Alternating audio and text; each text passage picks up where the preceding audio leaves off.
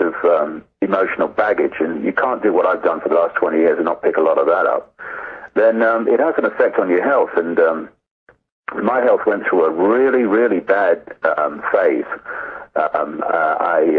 I was not in good shape, and this is about maybe a year ago, maybe a bit further back, but a year ago, about this time last year, February last year, my health was really not good. So I decided I had to do something about it, because, you know, you can't carry on doing what you're doing if your body's giving up. And so I started exercising a lot more. And more than anything, I ditched all this kind of emotional baggage. When I say all, I mean who ditches all, but enormous amounts of it. And it allows you to see with greater clarity, because you're not filtering it through that rubbish. Mm-hmm. And also your health improves because the energy flowing through your body computer, as I would say, is flowing with much more harmony and much more smoothly, and your health improves. So I'm feeling really great. I mean, you know, my arthritis, which I've had since I was 15, gives me some jip here and there, but my general health and well-being has not been better for a long time, years really. Right. Well, I guess that's testimony to truly understanding what Buddha said about detaching from your emotions. Yeah. You know, that was a hard lesson for me to learn, because I said, well, but we're here to be emotional creatures. But I understand now what he's talking about is basically not letting your emotions run your whole life. Well, you know, the whole area that my work has gone into is focusing on this, and from a wider perspective, what is us and what is not us.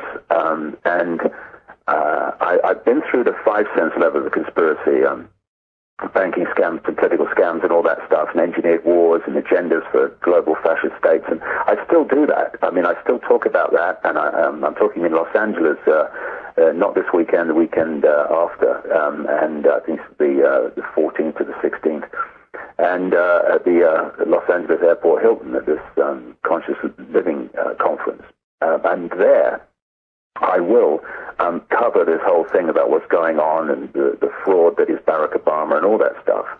But my life took me into that, and then through that into the, as you said in the introduction, this interdimensional connection, which people would call extraterrestrials. I call them interdimensionals.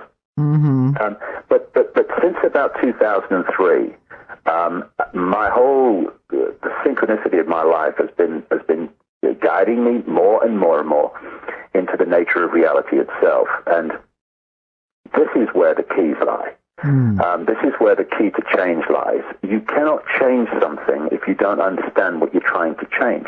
How can you change something when you don't know what you're trying to change actually is? You're walking around in a fog trying to find clarity, but you can't find clarity because you can't see where you are, because you're covered in this mist and fog. And as my journey continues, the mist is clearing in so many areas. It's not cleared totally yet. There's always more to know.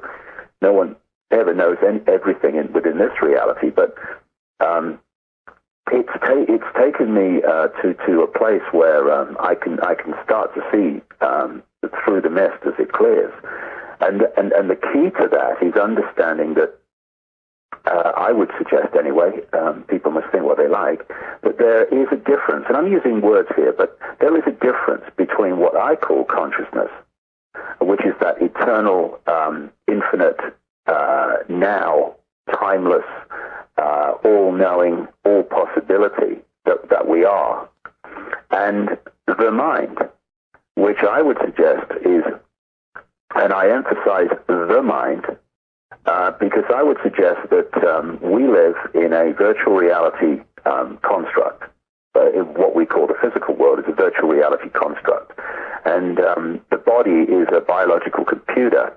By biological, I mean it has the ability, unlike desktop computers, to actually think in the sense of taking in information and assessing it and deciding how to respond to it. So it's a thinking computer, and it's the body computer that connects us to the virtual reality. And I would say the virtual reality, which connects to all body computers, is what I call the mind. And I emphasize the because I say there's one mind.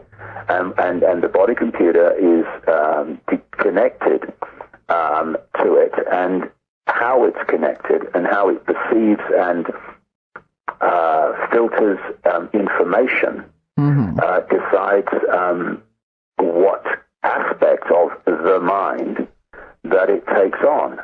So I would suggest that although what we call the New Age belief system is perceived to be awakening to consciousness, I would say that's another aspect of the mind, as much as Christianity is an aspect of the mind, or the idea that the way to succeed in life is to accumulate more and more things and more figures on a screen we ludicrously call money. That's another, they're all aspects of mind. And mind is programmed within the virtual reality to perceive, because that's what it is, just a perception, the movement from past through present to future, what we call time.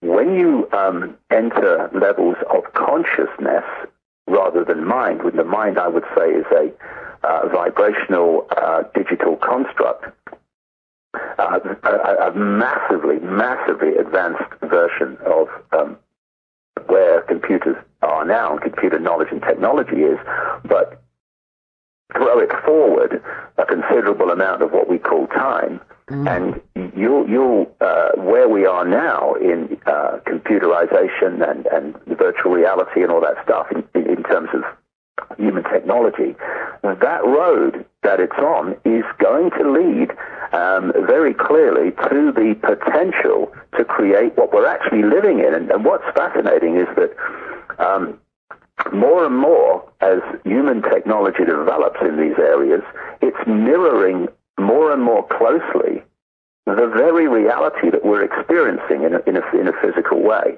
or apparently physical way.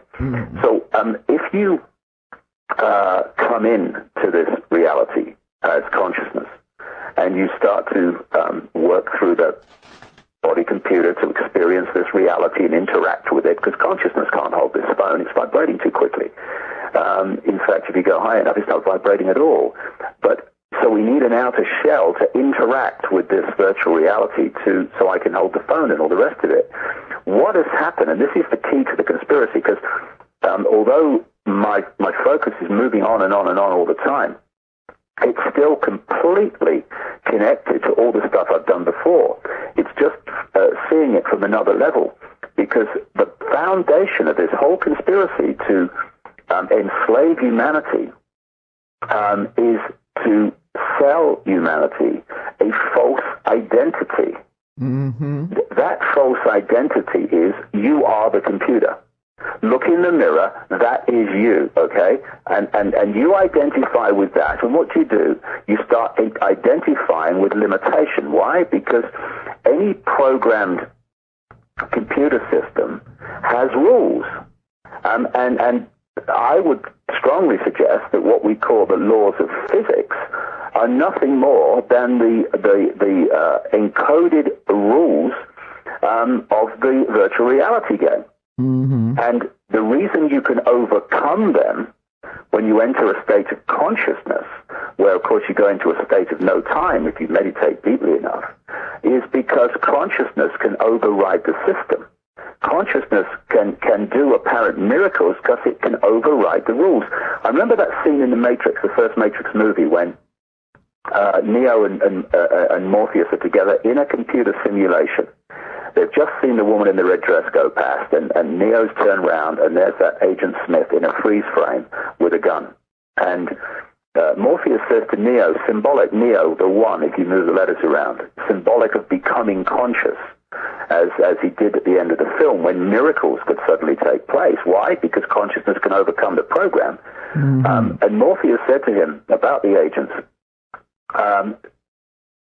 some people have emptied whole entire clips of bullets at these agents and hit nothing but air. But this is the key point.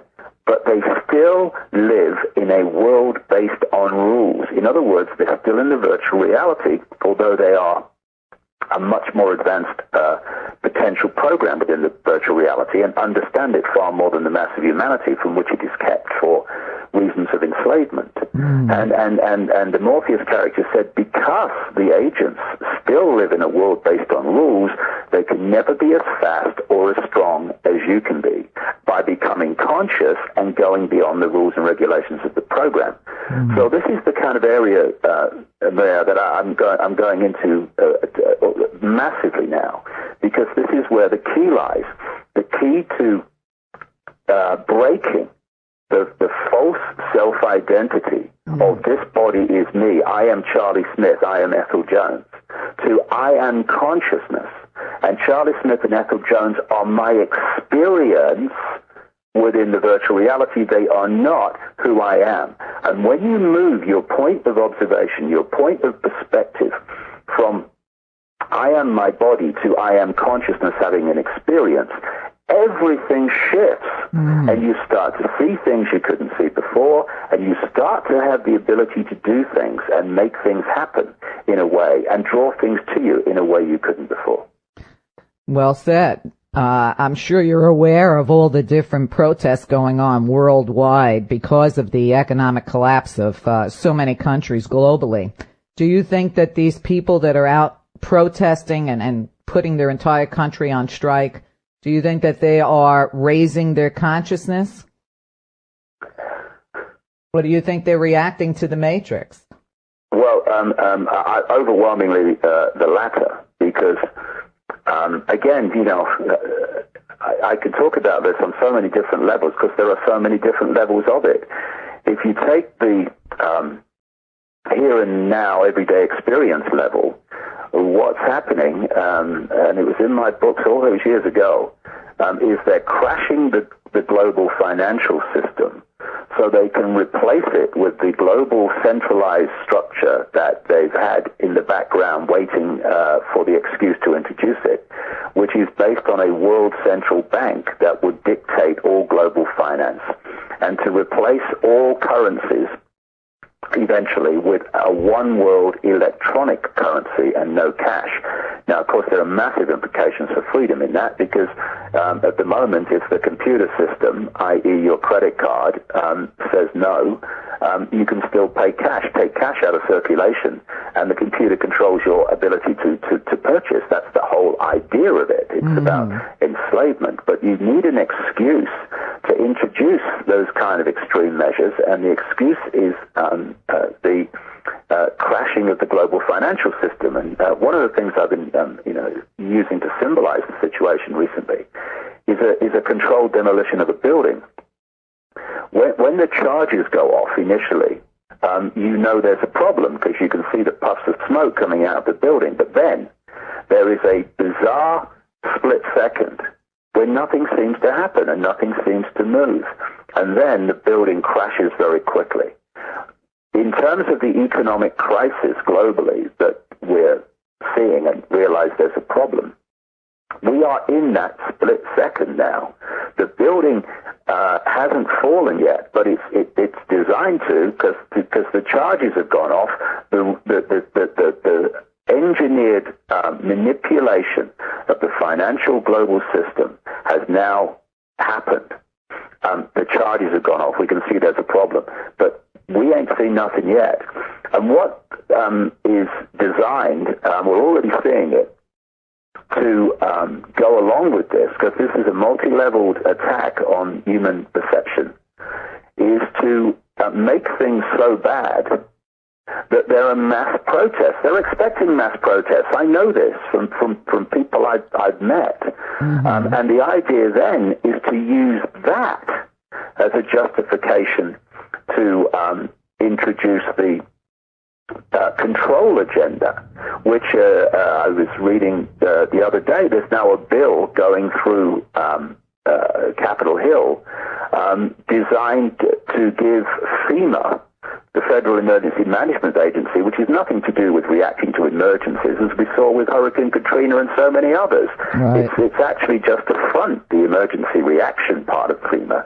It's actually, it's in actual fact, is a very sinister organization which is running the concentration camps, the holding areas, for herding the people in who they want out of circulation when all this kicks off. And this bill going through Capitol Hill is to give FEMA, because of its wording, an open sesame to doing whatever they like with these so-called holding centers. What they're calling them, and of course, people have been warning about this. A few people have been warning about this for a long time, that these concentration camps were being prepared and created. Right. And now they've hit the surface officially as places for people to go in states of emergency or states of economic or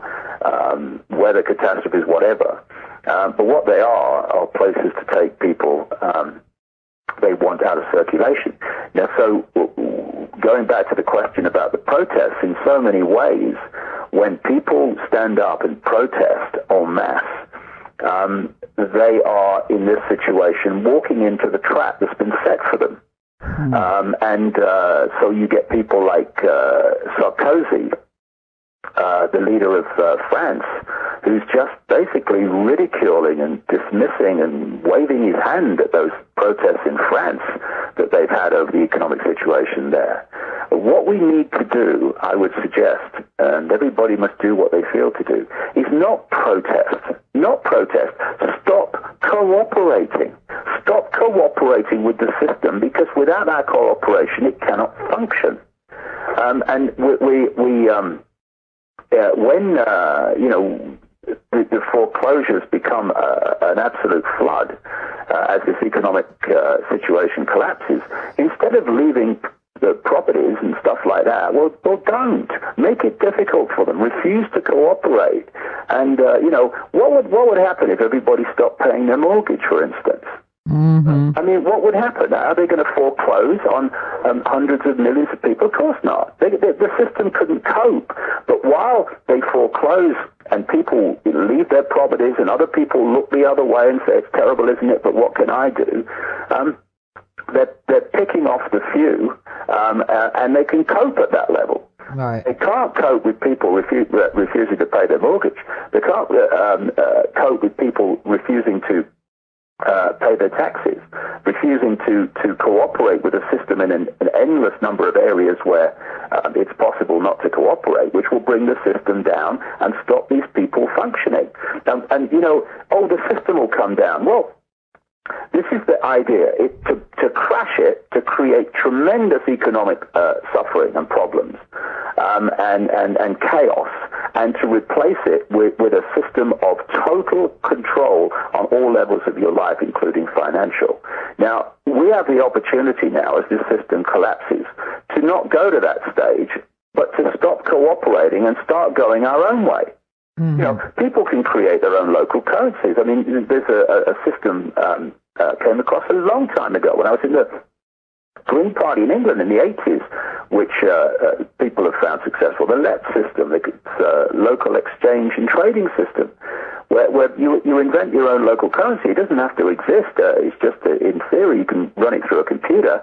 And say you invent a currency called the Sedona, and and people accept that within the Sedona area for exchange of services and labor. Because what happens when there's a financial collapse is not because people suddenly don't want to work or people don't want to have a home anymore or anything like that. It's because there's not enough units of exchange, which we call money, to exchange between people to allow that economic activity to happen and therefore people to continue to work and have a home.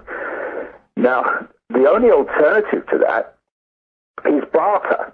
Now, barter is very good. I'll do this for you if you do this for me, but it's very, very difficult to get barter exchanging in a smooth way. Because if I'm trying to barter with someone who's a house painter and I don't want my house painted, well, the barter ain't going to work. But if you have this invented currency, where, say, I want someone to come and do my garden, and I would agree with him, say, 200 Sedonas to do it. Okay. I then contact the people that are running the system, and I say, put 200 Sedonas in the computer on behalf of this gardener. Take 200 and get it in my account. Now, I have to contribute to the community in some way, or do a barter exchange with someone, but a more smooth and efficient way of barter through this system I'm talking about, up to 200 Sedonas with my input, with my skills, and I then have a nil debit. I paid back by doing work for someone else what I paid the gardener to do work for me. And these systems work, and they always come to light when there's a massive economic problem. And that's what we're heading for now. So what it does, it unlocks skills, but it gets over this, you do this for me, I do this for you, limitation of barter. Now, all these things, and I'm sure if people, what they say, necessity is the mother of invention, if people just change their focus to, oh my God, it's terrible, oh, what am I going to do, to, okay, we're in this situation, let's use the initiative that humans have shown so many times before in different states of challenge, to say, okay, how do we overcome this? How do we overcome this? Not how terrible is it, how do we overcome it? And that shift of focus will bring about other ways of keeping economic activity going and keeping people able to live that are probably better than what I've just described. That's just one example I've come across that people have found to work. So it's not so much the problem, it's the way we look at the problem. And if we look at it as a disaster and everything's terrible and it's all going down, then we're not going to use our true potential to overcome it. And in overcoming it, going down a different road to the one that we've been going down all this time, from being slaves to the system to taking control of our lives back. And this is all possible because, I think the Chinese have a word that means both danger and opportunity. Whatever that word is, we're there. Right. And we can take it as an opportunity, or we can go down, oh, it's terrible, and in which case, if we do that, then they will replace the system they're collapsing now with a system of total control. It's just a choice, and we're at the fork in the road big time now. Right. I meant to ask you if you got a chance to see the Super Bowl. No, I saw it with hindsight when a very sad and distressed barman told me that Arizona had lost very late on. Oh. You can actually see the Super Bowl now. Well, what was interesting, I had just finished your DVD, which, by the way, I recommend everyone out there get and watch. It's 7 hours of perfection. I had just finished watching your DVD and decided to see where they were spending $240 million on advertising on the Super Bowl. And they had an ad for Hulu.com, which shows television on your computer. Alec Baldwin did the ad, and it was so in your face at the Super Bowl. He said, TV turns your brain to mush. When your mush brain turns as mushy as a banana, we scoop it up and eat it out because we're aliens, and that's the way we rock. Whoa. And I thought, wow, with one of the biggest TV audiences ever, here they are admitting right to our faces that they have control over TV, that TV's goal is to turn your brain to mush, and now they're moving that mush onto your PC so you can't escape. But then when he said it's because we're aliens and that's the way we roll, I almost fell over, David. Oh, I'd love to. I'd love to see the copy of that. That's Yeah, one of my friends said they obviously are airing it on television, but I don't have television, so I was pretty interested to see it during the Super Bowl. But it might actually be up online. Who knows? If I can find it, I'll send it to you. The thing is that they are reaching a stage now when it is becoming more and more open. Because they think they've done it. They think they've crossed the line.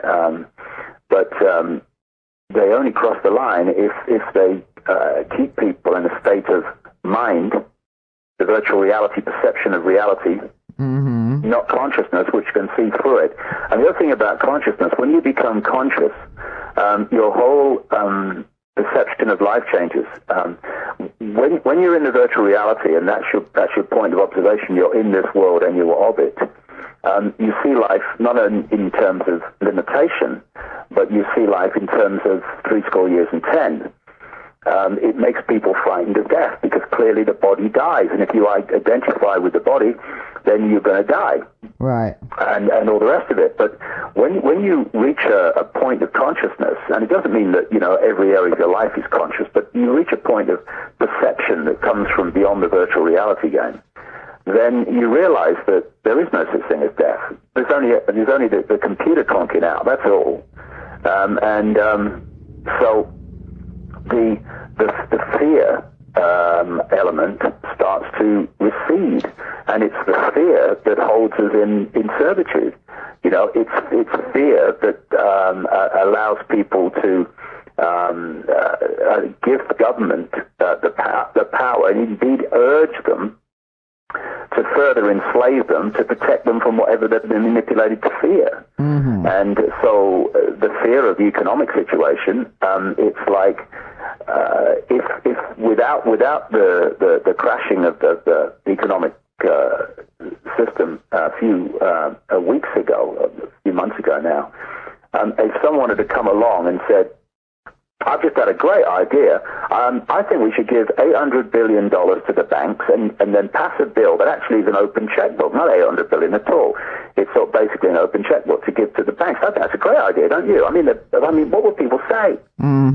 I mean, but if you crash the system and you make people frightened that if you don't do this, then there's going to be big economic problems for people, then they will either accept or urge you to do what they would have protested about without the problem. Even with the problem, I was in America at the time when all this was going on.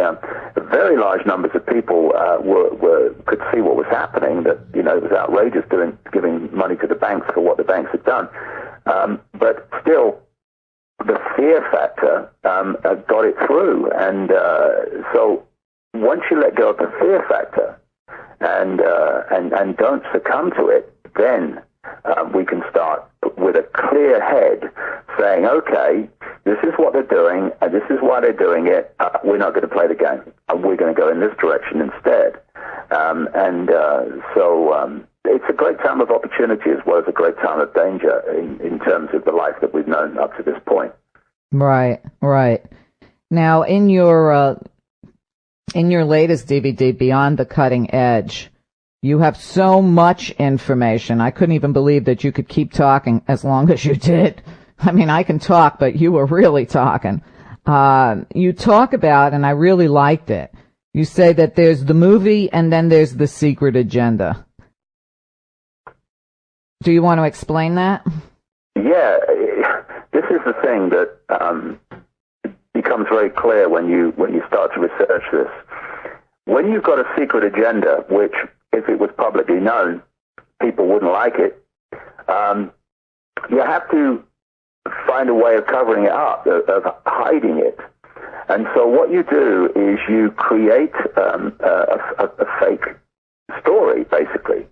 And you get the media, the mainstream media, which you control, and the education system, which you control in terms of its curriculum and what the children are taught.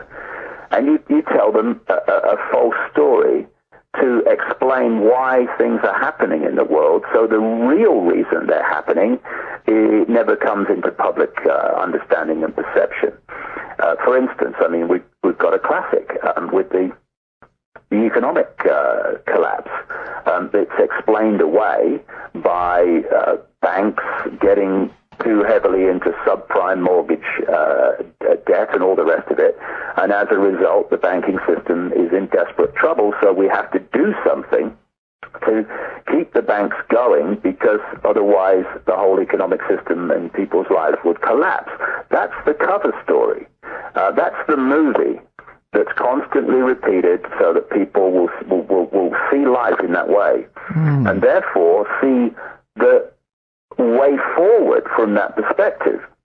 But behind that, the whole subprime thing is just a cover for an engineered collapse, which has been coldly calculated, which has been planned for a long time. I mean, the fact this was coming was in my book 10, 15 years ago. And the real start of the plan towards this goes way back beyond that. And they've coldly calculated the collapse to bring about the justification to centralize globally the whole economic system, and therefore control from one central point the economic potential, the economic choices of 6.5 billion people. That's the idea. Right. And controlling every country through finance, controlling every person, therefore, through finance, from a central point. So the movie story is there to hide that fact, because people would have a completely different perception about the solution if they knew what the goal was of that solution. And in every area of our lives, whether it's engineered wars, what governments do in their infinite ways, and Barack Obama is a wonderful example. I think one of the I don't get depressed for long, because I wake up in the morning and think, let's get on with it. But I tell you what, it did really depress me to see how many people have bought the Obama myth on the scale that they have. Because this man, and people kind of reel back when I say it, this man's far more dangerous than George Bush. He's controlled ultimately by the same people. The Illuminati have a Republican network through which they control the Republican Party, and they have a Democratic Party network through which they control that party. Mm-hmm. And so Bush is controlled through the Republican Illuminati control system up to the Illuminati, and Obama is controlled through the Democratic control system up to the Illuminati. So ultimately they're controlled by the same people. And what we're seeing here, again, it's the movie. My goodness me, is it an example of the movie, the cover story, Barack Obama. First of all, he comes from a deeply corrupt background in Chicago politics, which the mainstream media didn't go into, and would have been devastating for him if they had. There's an article on my website called Barack Obama, the Naked Emperor, so if people want to read some of the detail of all that I'm talking about.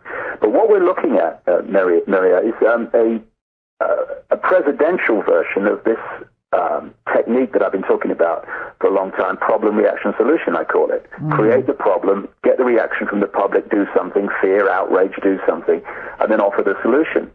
What has happened is they brought Bush in to create the problems, the economic problems, the overseas wars problems, all these things that have emerged during the Bush administration. And people say, Bush was incompetent, what a terrible 8 years, and all the rest of it. Well, he was incompetent if you believe that he's there to do the best for America. Mm-hmm. If you know that he's there as a frontman, that's all, to introduce changes, make decisions, and introduce legislation to advance an agenda for global control, then he was anything but useless and inefficient. Right. But, he's not the brightest man ever to walk the earth, of course, but all he had to do was sign his name on the documents to be within the, quote, law. And what he was doing was signing changes in society and making decisions to invade Afghanistan, Iraq, and all the rest of it on behalf of those who control it. So it created massive problems. Now, what then they needed was someone to come along as the savior. or the apparent savior. And it's no coincidence that, therefore, Obama has been portrayed as almost a messianic figure who's come, change, believe. And, of course, during his entire campaign, he never specified what change, something to believe in, and all that stuff, hope actually meant. Because if he'd have been specific, he wouldn't have got elected. Because what they did was set up a mind game on the American people, and indeed the world, because I was in South Africa just a few weeks ago, just before Christmas, and they are absolutely Obama crazy in Africa, but for obvious reasons. But they're going to realize eventually that they thought it was a dream, but actually they bought a nightmare because of the agenda that Obama's in there to pursue. So what they did with Obama was create like an empty screen on which everyone could project onto him their personal version of what hope and change and something to believe in actually meant. So in that way, by not being specific, just keeping to this vacuous series of words and concepts, right, he became all things to all people who were projecting that upon him. So once he's elected, we then see the real Obama, because he's filled his administration with insiders and former Clinton people, Bush people in terms of Gates, who's running the whole overseas war situation. And Obama's role in this problem, reaction, solution presidential scam is to come in as the savior, to come in as the solution to the problems created in the Bush era. And those solutions will be selling the idea of centralization of power, selling the idea of a people's security force, which he's already talked about, funded as well as the military, he says, and the coming together, and something that he used many times in his inauguration speech, the word common. And he used the specific phrase, common purpose, which, when Henry Kissinger was interviewed about Obama after the inauguration, there's Henry Kissinger, one of the great, most obvious Illuminati operators of the last 40 years or more, using the same phrase, common purpose.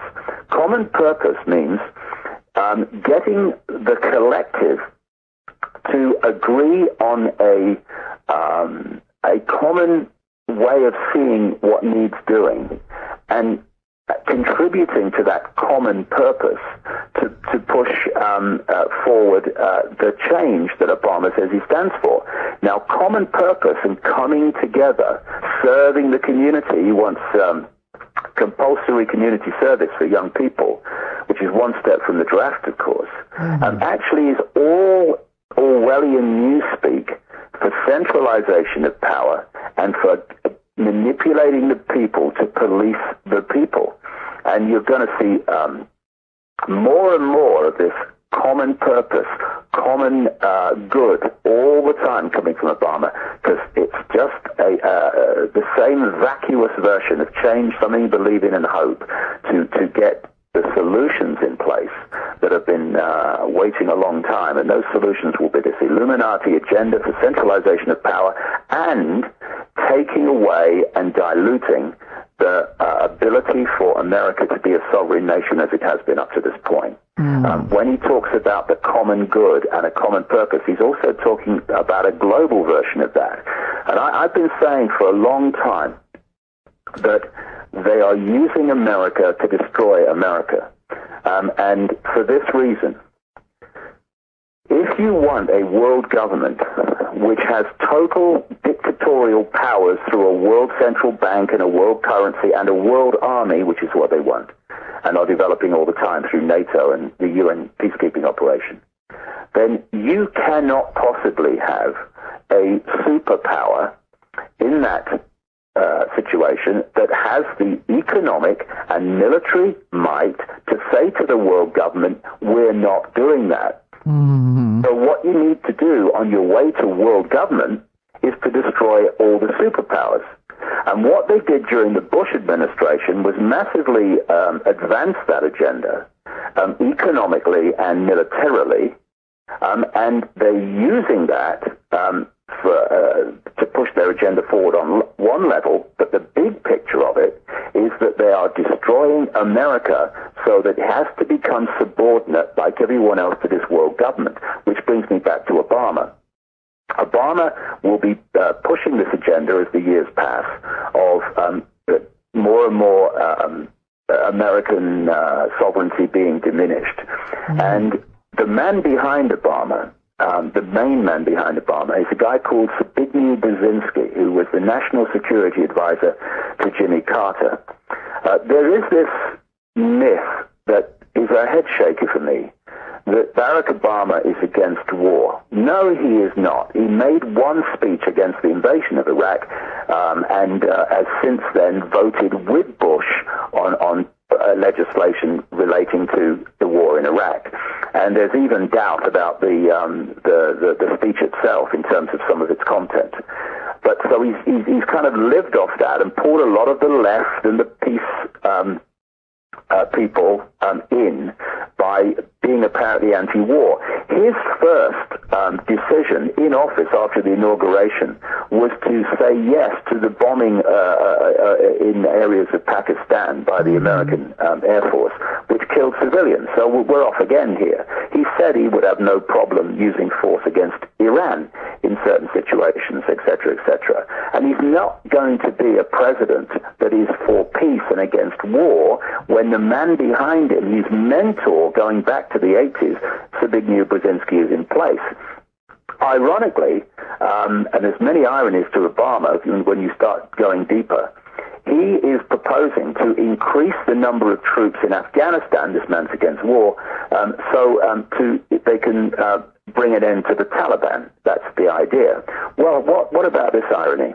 The man behind Obama, the man who's orchestrated his career, along with a guy called George Soros, the financier, who is hardly humanity's best friend, Zbigniew Brzezinski admitted a few years ago in a Paris magazine that when he was national security advisor to Jimmy Carter, he set about a plan to destroy Russia, or the Soviet Union as it was then, as a superpower.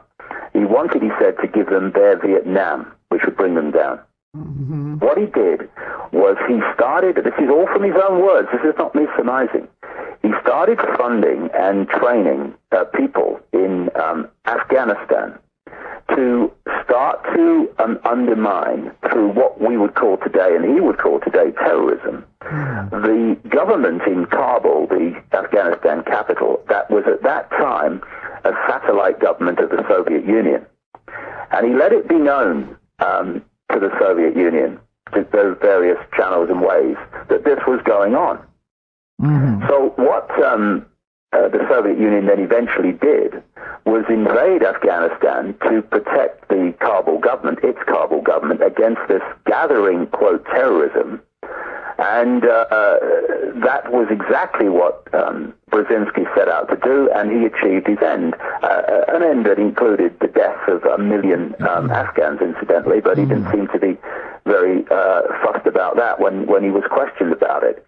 And what then happened is those, quote, terrorists that he trained and funded then became known as the Mujahideen and eventually the Taliban. Mm-hmm. And what happened during that period that followed is the American security and military, and of course insider government, brought a guy called Osama bin Laden out of Saudi Arabia, one of many 51st states of the United States, Saudi Arabia, and they made him the front man and focus of the resistance to the Soviet Union in the occupation of Afghanistan as part of the Brzezinski plan, starting with Brzezinski, to cause as much grief as possible to the Soviet Union in Afghanistan. Right. So that whole thing was set up, and Obama was brought, Osama bin Laden rather, was brought over to Afghanistan as the front man for that resistance.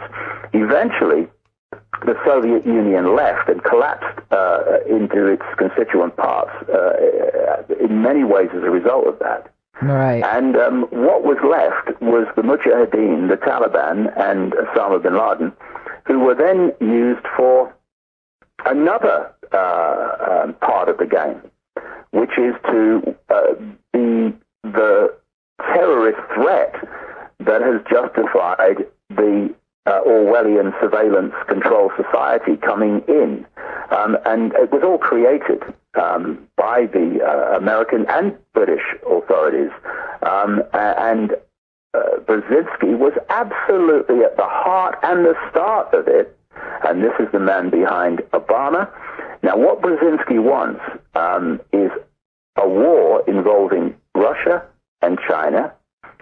He wants to have confrontations with China in Africa, where there is now a massive Chinese influence and presence and gathering all the time, which is why people in Africa are jumping for joy at a black president, actually a half-black president in America, coming from Kenya and all the rest of it. They're going to have a heck of a shock because of Obama. See, Obama's perfect for all these different elements of this plan. That's why he's been brought through like this. Obama, being of Kenyan origin, only one generation back, has a tremendous potential to get Africa to do whatever he wants, and tremendous potential to influence what African governments and people do. Do you think he has part of the Brzezinski plan to use Africa as a confrontation point with, for instance, China? And so all these people that have given so much of their, hope, right, with Barack Obama are destined to be very, very disappointed indeed as the years pass, because the man's a fraud and a fake on a monumental scale. Well, I'm going to take a short break, David, but maybe you could think about this next question while we're on break. Do you think Obama has the potential to be world president?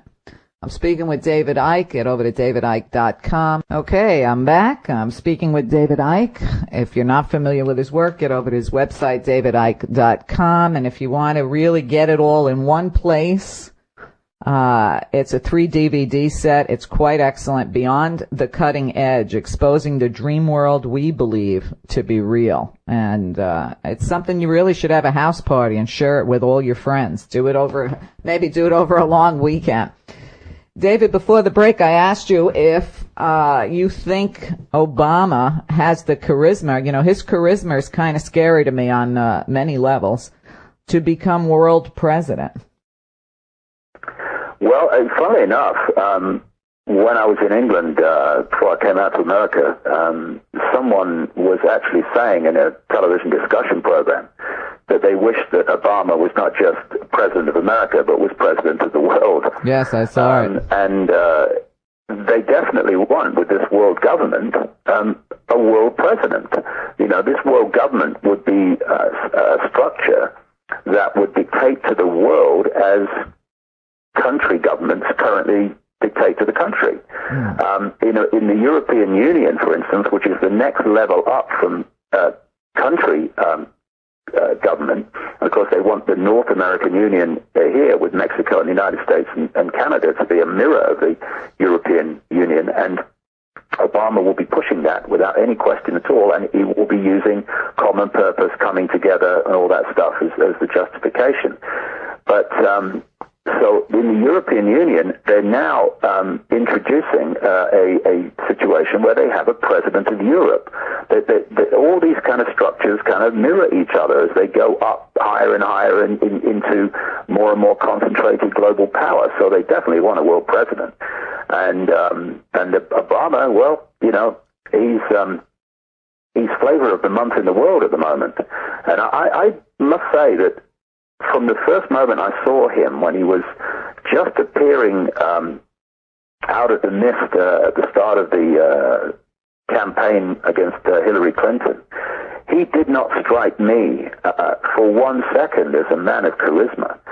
He's supposed to be a great orator. I don't believe it, from my perspective, because, you know, when you watch him talking, as he moves his head from left to right and back again, reading the words off a plastic screen from the teleprompter, and you watch him deliver the words, from the auto cue. And you can see the way he moves his body, the way he will turn his head and look directly at the camera, the only time he doesn't look at the auto cue, to deliver a specific line. And, you know, I've been talking from in public situations now for nearly 20 years. And I could tell you that when you're really into it and you're coming from a space where it's just coming out, you do not have any thought whatsoever about where your head's looking, what your body language is, where you're looking at a certain point, how you deliver the line and all that stuff. It just flows out because it's coming from within somewhere. Right. When I watch him, it's all external. The words are written for him, and he's delivering them like an actor. It's just that he can speak words more articulately than Bush, who, you know, had a real problem with that. And so, by contrast, Obama looks so great. And the other thing, and I watched this during his inauguration speech, is that he delivers in a particular pattern. Again, all rehearsed and all trained and developed as his career was being developed by these hidden people to bring him forward to where he is now. And the more I watch him, the more predictable and boring it becomes, because the delivery is all the same. And there's a point where he'll go into the firebrand Christian speaker in the church mode, and then he'll go back to his, predictable delivery. Mm-hmm. And I think the more people that hear him continually playing this tape or record stuck in the groove, the less that he will be able to apparently have this charisma that people see. And people see it because they tune into him on a certain level, so they feel that energy and they think it's charisma. If you tune into him on another level, he's just a vacuous windbag with a personality that is very flat for me. And basically, he's had a charisma bypass at the level that I interact with him. Right. Well, he does have, I would say, a hypnotic effect on people around the world. I don't remember the entire world celebrating any U.S. president as long as I've been alive. Yeah, I can see that. And two things to that. First of all, his greatest asset is he's not Bush. Right, exactly. I agree with that. World so despised Bush that anyone coming along that was not like Bush, and the way he sells himself is the opposite to Bush. Not in what he's doing, but the way he sells himself is opposite to Bush. So there's a massive, immediate boost to him all around the world in terms of support. Another thing, though, and I can't speak about this in detail because I don't know yet, but what I have a very, very strong feeling about, I've been aware for a good number of years now that technology exists to project a vibrational field which can fundamentally influence not just individuals, but even more powerfully, because of the energetic interaction, can affect crowds and how they act and react. Right. And when people were swooning and literally fainting in the early days of Obama, and then of course it became a bit of a joke. People were talking about the fainting, and then people suddenly stopped fainting. And I just thought in my mind, I wonder if they turned the technology down a bit, whether they overcooked it. And it's just that when I look at his charisma as a person, and I look at the effect, you absolutely rightly stress, the effect he has, not just on the enormous crowds that he's talking to, but also around the world. The charisma of the man is simply not powerful enough to do that. So what is it? What is it? Who knows? It could be that they are changing the vibration of people through their cell phone towers, microwave towers, HARP, etc., into just swooning. It's odd. You still with me, David? Okay. Okay, here we are. David, we're pretty much almost out of time, and you know you're always welcome back on the show anytime at all. What do you suggest the listeners do? I mean, I know people out there want to have hope. They want to believe. Kind of reminds me of that line from X-Files. When the truth is out there, we want to believe. Do you think that the best thing people can do is, instead of putting their hope and faith on a president or anybody else, to awaken themselves and realize who they are? Well, that's absolutely fundamental. You know, when you're faced with economic problems and military problems and this problem and that problem, you tend to look for physical solutions to what appear to be physical problems. All these problems, all these things about this world, this virtual reality world that we don't like, have one common cause. The world is not conscious.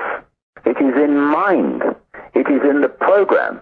It is following the program of the virtual reality which runs through the body computer. Mm-hmm. So the answer to overcoming that has to be one thing from which all else comes, and that is we need to become conscious. We need to move our point of awareness from I am the body, I am the reflection in the mirror, to I am eternal consciousness. All that is, has been, ever will be, all knowing, all possibility, mm-hmm. that always will be, and is operating outside of this virtual reality computer program. So it's all about point of awareness, point from which you observe things. If you observe them from the body level of reality, you're in the game and you're off the game. How the heck can you be anything but totally confused and totally controlled by the game? Once you move your point of observation to I am consciousness outside of the game, then everything in your life starts to change. I mean, you don't just transform in 30 seconds, although it is possible, but you start to move, you start a process. There's been a shift in your perception, therefore there's a shift in your energy. Mm. And what is energy? Energy is awareness. And as you move that point of observation, you start to see yourself and the world in totally different ways. Mm. You know that this is just an experience. Mm. It's not something that you are, it's something you're experiencing. That immediately takes so much of the stress and fear out of what you're doing and what's happening to you, because you know it's an experience. It's not an end in itself. It's not an it, it's an experience. Mm-hmm. We are consciousness. And from that level of awareness where, you know, they have people in some businesses that they call big picture people. And they're the ones who look for the overview, because everyone else in the business is absolutely so focused on their individual contribution, they can't see the big picture of where the business is going. So they have these people that just take an overview and see how it all fits together. Mm-hmm. That's what consciousness does within this reality once we start to move our point of self-identity to I am consciousness, I am not whatever my name is, whatever my body is. And from that higher point of observation, you then start to see the way out of situations in your life which before seemed to have no answer.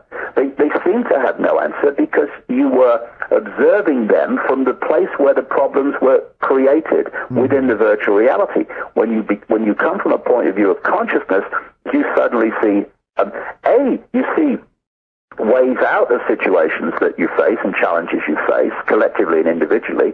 But more than that, often from a point of consciousness, you see there ain't a problem at all. Mm-hmm. That your perception of the problem, your perception of the challenge, the perception of the danger to you was actually just your point of awareness in terms of how it was observing a situation. Observe it from another angle and it becomes a massive opportunity, a gift, not a massive all-encompassing problem.